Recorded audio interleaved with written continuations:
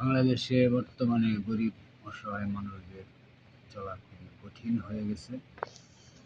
বর্তমান অন্তর্বর্তীকালীন সময়ে যে সরকার এসেছে, আশা করব গ্রামে গঞ্জে ঘুরে ঘুরে আপনারা গরিব অসহায় মানুষ, প্রতিবন্ধী মানুষ, এতিম যারা আছে তাদের পাওনা হক আপনারা পৌঁছে দেবেন। আমি একজন প্রতিবন্ধী মানুষ, গাজীপুর কালিয়াকৈর উপজেলা ৩ নং বোয়াল ইউনিয়ন ৬ নং ওয়ার্ডের বাসিন্দা। আমি আজকে ৬ বছর ধরে অ্যাক্সিডেন্টে প্রতিবন্ধী হয়ে পড়ে আছি। আমি ১ টাকাও কারো কাছে সাহায্য পাইনি।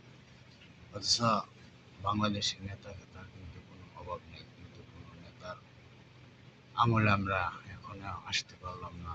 ডক্টর ইউনূস সাহেবের কাছে আমার, উপদেষ্টাদের কাছে আমার, সেনাবাহিনীর কাছে আমার এই আবেদন থাকলো, আপনারা গরিবকে দেখবেন, আমাকে না দেখে আরো গরিব যারা আছে তাদের